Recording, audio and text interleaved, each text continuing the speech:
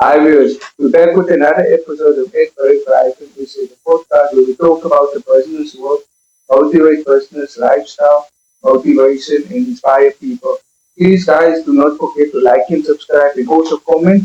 And we're also on Facebook and on YouTube. And yeah, I'm here with a wonderful guest, and we're also at a new location in Piala with two wonderful guests, Natasha and Lezanne from Loots Coetzee. So guys, tell me, how did you guys meet? You what?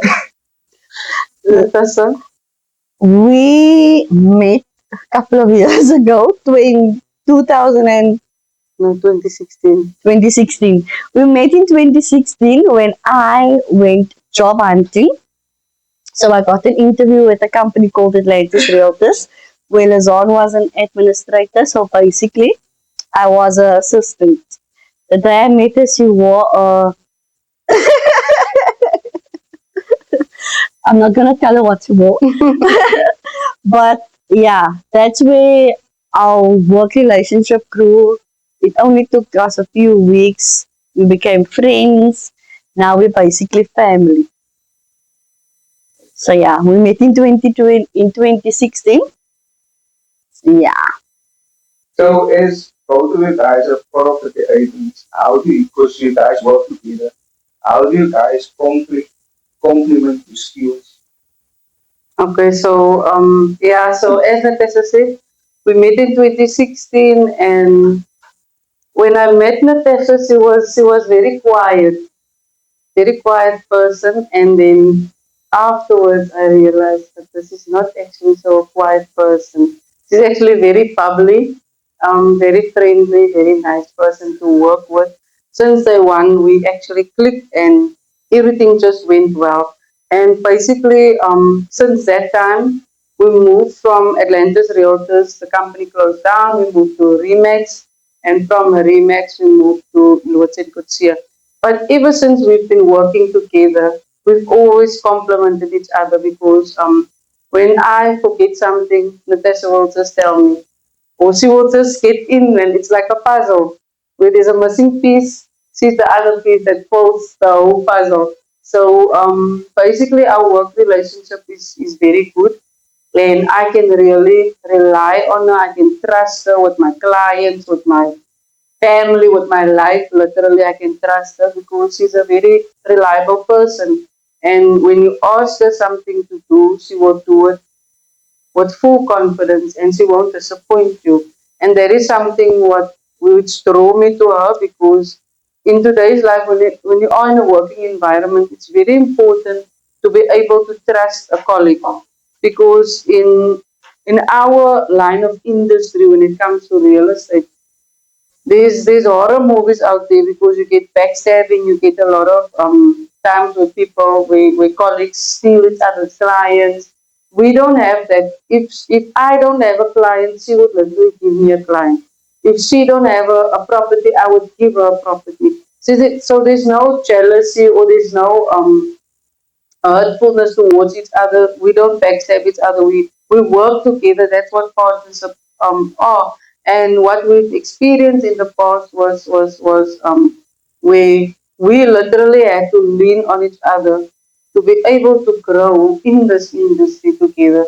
Because it's very difficult to get colleagues where you can work with someone that's reliable and honest, and that is what we do. We help each other grow, not just because I'm now full status candidate, now I must have more commission or more properties or more clients. We literally just join in when the one don't have, the other one give. When the other one don't have, the one do. So that is how we work together. I would just want to mention something. When Atlantis Realtors closed down, it was heartbroken for both of us because that was my first job as administrator. Lezanne's mentor passed away, and it was hard on both of us. So this day, she told me, "Did you see that this Remax is opening in Atlanta?" And I asked her, "Do you want to go work there?" She said, "Yes, but how am I going to get in there?" And I thought to myself, okay, I'm sitting here behind my PC doing what I do best, scrolling on Facebook and whatever. And then I arranged the interview for her. So I called her the evening and tell her, tomorrow you must dress to impress because we've got a big client coming to the office. And she was like, ah, man, I'm just kidding around. And I cleaned the office. I prepared her, literally, I prepared her that there's a big client coming. And when the people came from Remix, they came into the office and she was like shocked. They interviewed her on the spot and she said, I'm not going without taking Natasha. What by that time I was just an administrator, I wasn't an agent. She said, I'm not going anywhere without taking Natasha. What we come in a package. And the only thing that that guy could say was, bring her what? We can both come. And ever since that day, I felt like, no, this is where I want to be. This is where I want. I belong here. This is my place, my safe haven. Because he would have just said, okay, I'm the agent, you the administrator, I'm going, find yourself a way. Or, but he never did that, you know. So, yeah, I just wanted to put that out there. But clearly, I could realize that the bond with you guys is quite very powerful. And like you said, in the industry, there was not a lot of backstabbing and stuff. And you guys amazingly decided to work rather together and not against one another. So that is, of course, a good partnership. But how do people get in contact with you guys? Easy peasy lemon squeezy. Search our names and surnames on Facebook. You can get us on TikTok. Our posters is all over Atlantis. We've got posters in the library. We've got posters at OK. So it's easy to get in contact with us. And we also work remotely, so that means we go to you as the client. Say, for instance, you work shifts, you work morning shift, night shift, evening shift, afternoon shift. Doesn't matter what shift you work, we fall into your time. So if it's afternoon, preferably we wouldn't prefer to work after 8. Maybe appointments at 6 or 7 for the latest, but we would prefer not to be on the road late at night, but we are comfortable to come to your venue. But if you would like to be more private, I know some clients prefer not to talk at home. So we can meet you at the coffee shop and speak there privately, or even at the library where it is nice and quiet. Or we can just meet wherever you're comfortable. We also go see clients at their workplace, where they feel comfortable. So we are remotely. So wherever you are, we come to you. We will explain to you the process. So you don't have to feel that you have to take off from work, and that is also time wasted on your side. So we come to you, we make it comfortable to schedule at your convenient time. And that is what we do. And as I said, Natasha said, that you can get us on all the social platforms. We are WhatsApp friendly. You can give us a call or even an email. So our main office is in Blaauwberg Road, Tableview, and our second office is in Malmesbury. So whatever is comfortable for you, we work around your schedule. But if we are not available, we just schedule a time that we are available to meet with you. So yeah. While we were talking about this meeting the clients, are both of you guys not scared to go meet the people? I was just thinking about the time and stuff, and you guys are female. Yes, so in the beginning, when we started as agents together, when Natasha started as an agent, she used to come with me to go see clients just to learn the ropes and the process. But after that, she became strong enough to just go on her own. But when we decided to go together was just for that reason that it sometimes becomes scary for us, especially after hours. Then we prefer, most of the times we go to our clients together for the fact that for safety reasons, and for the other fact that just in case the one isn't available, the other one will be available. So for safety reasons, it's very important for us to feel safe. When we do feel unsafe, we will make extra we'll take extra care of maybe asking our husbands just to sit and wait in the car. Just if we, that is now when we feel unsafe or uncertain about a certain situation. But most of the time we prefer to go together because of the safety reason. And in today's society, you have to be extra careful because you don't know what's waiting for you behind the door. Yeah, it's a bit dangerous. Yes. But We're gonna go a little bit of a role play. Let's say I have R1 million. I want to buy a property or I want to sell a property. What is the, the process that you guys go through, and can you take us from point one right to until the house is sold? Okay, I'm gonna tell you about selling a property. Lezanne is gonna touch on buying the property. So before any sale happens, we first establish who's the owner of the property. We've got a program that we work on where we get all the information, ID numbers, who the property is registered into, and whatsoever. So we go out to the property, we physically do a valuation. You know, the evaluations the council do, they do desktop valuations where they just calculate whatever sales is in the area. But we go out to the property, we do a valuation, see if there's extra sliding door, building cupboard styles, whatsoever. And then we do the valuation, we compile the valuation, we send it to the seller. The seller agrees, okay, I agree with the price is 1 million rand. After that, we discuss commission structure. Our contract make provision for 7.5, but we like to negotiate. If you don't want to pay 7.5, no problem. We're willing to negotiate the commission. After that, the marketing process starts. So we take photos and usually put it on Property 24 in our social, private social media pages. And then we start with the viewings. As soon as viewings is done and we have a buyer, we present the offer. And after that, the process goes to the conveyancing attorney. All right, and when it comes to the buying of that 1 million rand property, what we normally do is we pre-assess the client, or sometimes clients already pre-assessed. They just give us their pre-approval certificate, and then we do a viewing based on what the client's affordability is. So if it's 1 million rand, then we look at what is on our books for 1 million rand. If there's more than one listing, we will show them all the listings and they decide which property they're going with. Say, for instance, they decide, okay, this property I'm going with. We do the viewing. The viewing will be done. They will look at the property inside and outside. They will maybe sometimes ask questions about the property itself and also about the area. If they're happy, we sign an offer to purchase. The buyer first signs offer to purchase, then we present it to the seller. If both the buyer and the seller signs, then it becomes a binding contract. That binding contract goes to the bond originator. The bond originator makes sure that the buyer gets the bond. If the client is pre-approved, it becomes more easier. So then they know there's a more positive feedback that will come. So when the bond originator submits to all the banks, we get an outcome. We will first get an AIP, which is called an approval in principle. That is just to say that you as the client are approved.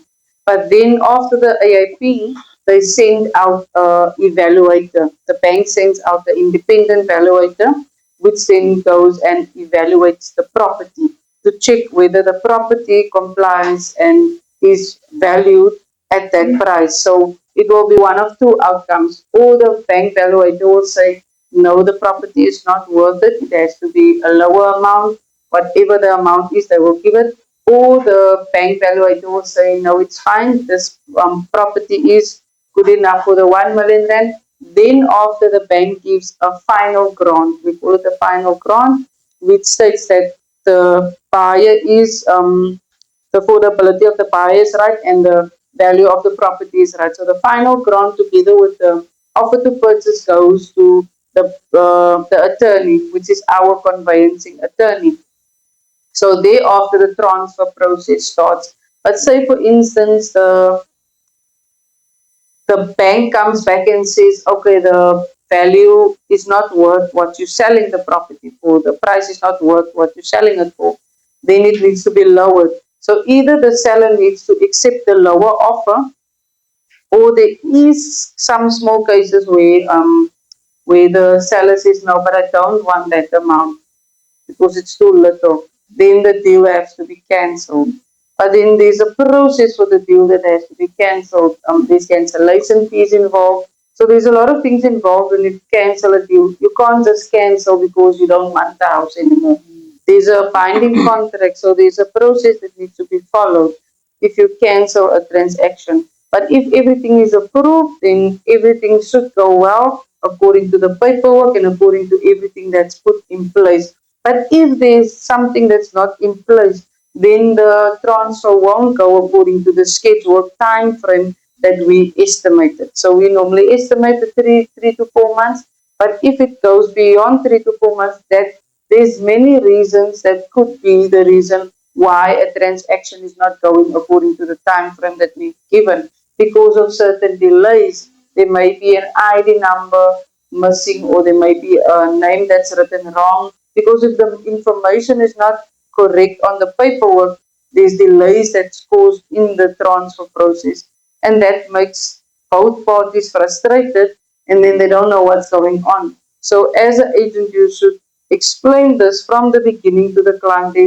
There might be situations that can cause delays in the transfer process, in the buying process. It's not just you buy the property and then you get the property, or you buy the property and you get transfer. That's not how it works. There's a process that needs to be followed until registration. So even when you buy the property, you get the money from the bank, sorry. It goes to the bond originator. From the bond originator, it goes to the transfer attorney. From the transfer attorney, everything goes to the deeds office. The deeds office is where everyone's properties gets registered. You can't register a property without taking it through the deeds office. There's no way that you can register a property, that the attorney can register a property without the deeds office. There's no way. So that process at the deeds office, there's 12 slots, times that takes, there's things that takes place. I think it's about 12 things that takes place at the deeds office, where they does the searches, the affordability, they check ownership, all of that happens at the deeds office to make sure that your property gets properly registered. So that is also a process on its own, but that process is gets handled by the transfer attorney and not by us as the agent. We do the sale side of the process. The attorney does the transfer side of the process. Therefore, Mm. you as a buyer pay transfer fees and bond fees. But there's also tax that you pay if a property is beyond, I think, 1.2 million. I'm just speaking under correction. I think it's 1.2 or 1.1 million. If it's above that amount, I think it's 1.2.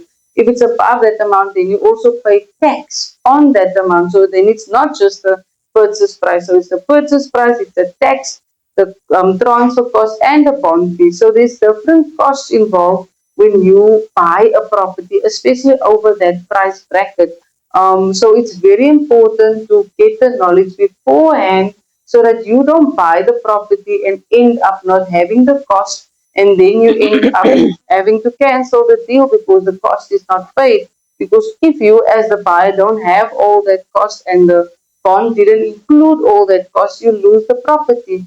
And that is sometimes what happens because of clients not knowing that is what the cost is going to be. So you have to know what the cost involved is, for when you buy a property. So a seller has cost, a buyer has cost, and the agent has cost, because the agent needs to advertise your property.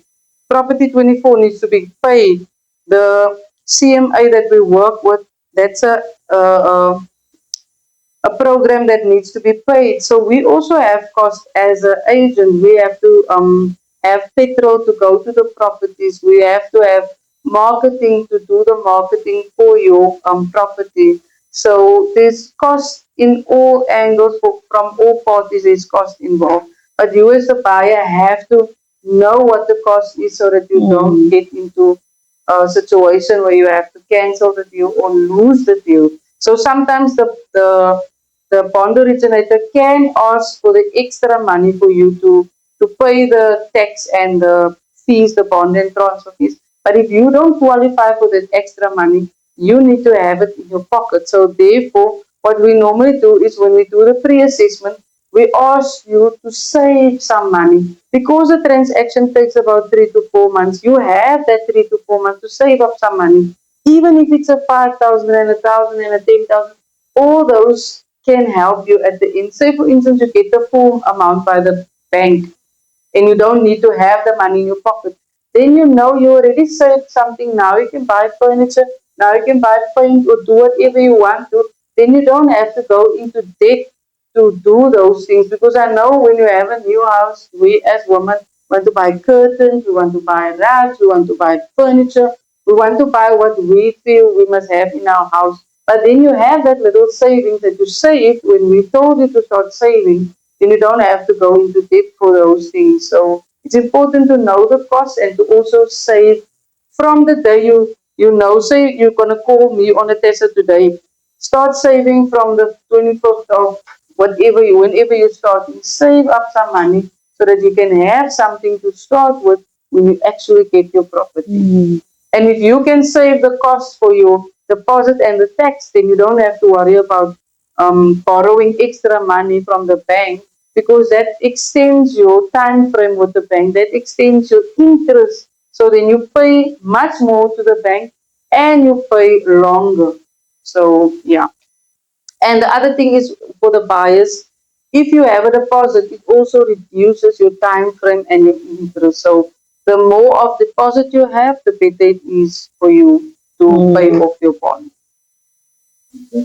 Um, if you stay in a bad area, right, and you're going to sell the house, how can you make it so that the value of the house stay high? There's no such area as a bad area. For every area, there's a buyer. People from the area wants to be in the area. That's how we normally get it. People from the area wants to buy in the area. It's seldom that people from this area go buy in another area. It's very seldom. Only when it's an upgrade, yeah. Yeah, when people want to upgrade or they want to go bigger, they normally move. Okay. Um, in the community, right? What do you guys feel to uplift our community? What do you guys in the sense or in our communities now to uplift it more? Okay, so for me personally, I would feel that support is a very important thing when it comes to community, supporting each other, supporting each Mm. other's business, supporting what happens in the community. Say, for instance, if the municipality or if a church or if a business arrange something, try to be part of that thing so that we can all know what's going on in the community, so that we can all work together to uplift the community. Like I saw on one of the other agents is busy arranging like a seminar for like the states. Go and find out, go and sit in, go and be part of it so that you can know more. The more you know of the community and of the situations, the better Mm. we can handle and control things that's happening in the community. But if you don't have the right information, you can't help uplift the community. So it's important to be part of everything that happens. It's important to support everything in the community that happens. If there's a sports event, if there's anything that's happening, I see our area is very popular for the rugby. Atlantis as a club, Mamre has a club, and even Stella. So support these community things so that the community can be uplifted. Mm. And as the viewers out there, if you know of something that's happening and we maybe don't know, invite us. We are happy to come and be part and even to help whatever event it is, physically to help build the event or even promote the event. So we are there to help the community. We're not just there to do business, Mm. but to be physically there to help. So that is our point, and our main aim is to be part of the community, and so that people can invite us not just for money or for business purposes, but just to be there as a we are part of the community, so we want to be more involved in Mm. what's happening, even if it's sports, even if it's food, even if it's whatever.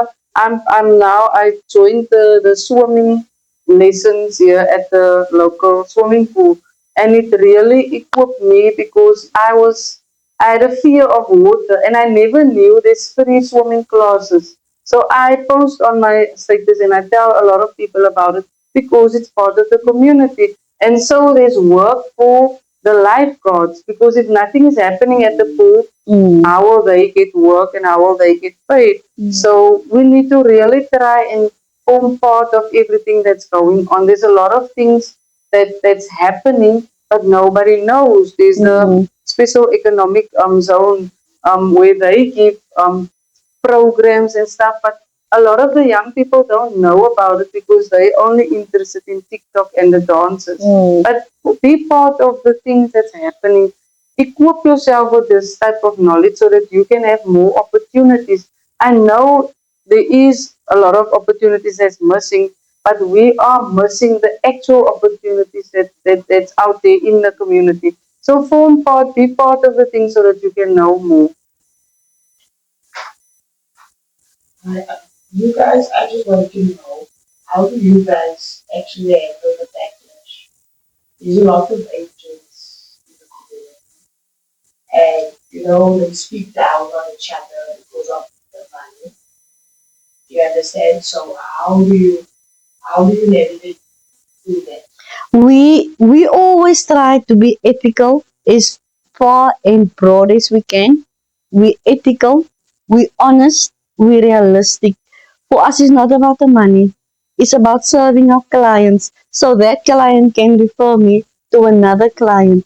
But if I give bad service, I won't get referral. And currently, referral is our business. Word of mouth is our promotion.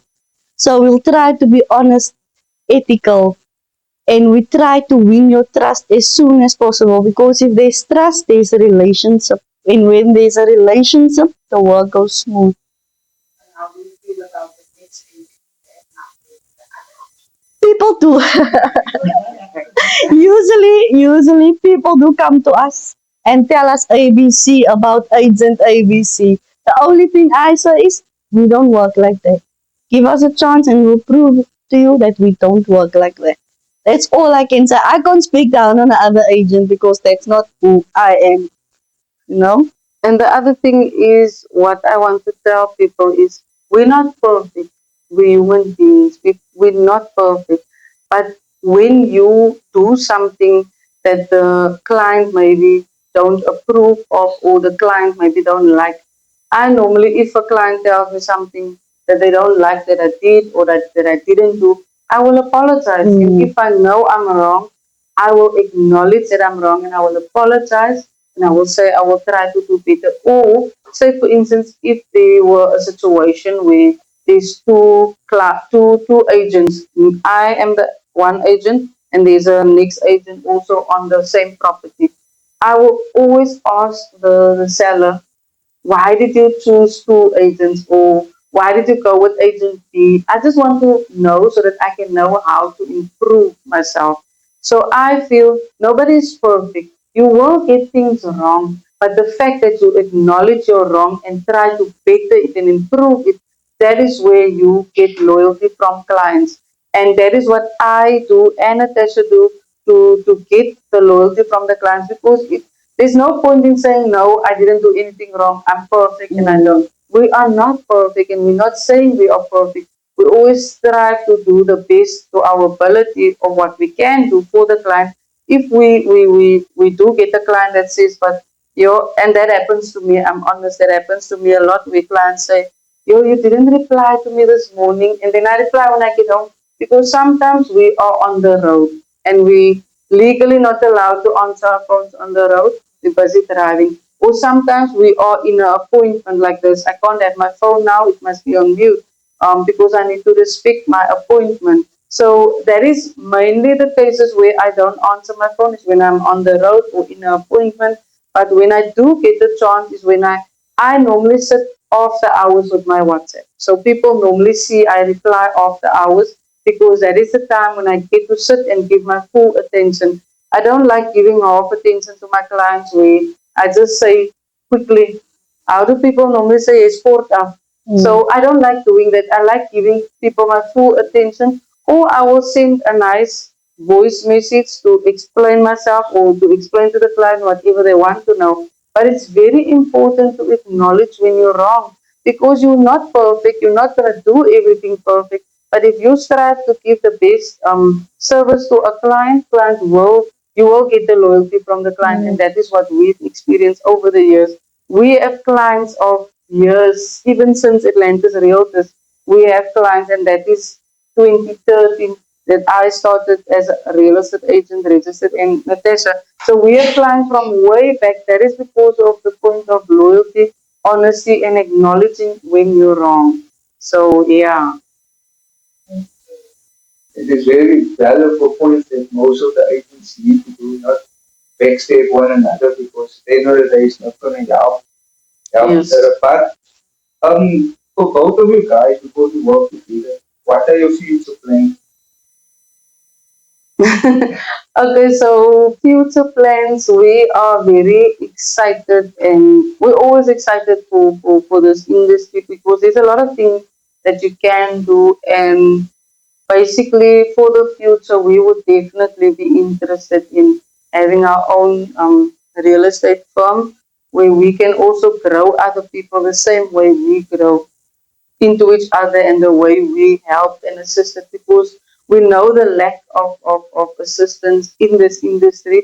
And sometimes you get firms that just leave you there, you on your own, they throw you Mm. into the deep side without helping you swim. So we really would like to grow as big as having our own firm one day, and that is what our future goals are, to eventually be on our own. And not that we're not happy where we're at, but we would also like to grow as individuals to one day have our own firm I and just help wanna, others as well. sorry, I just wanna mention something to the viewers, young viewers out there.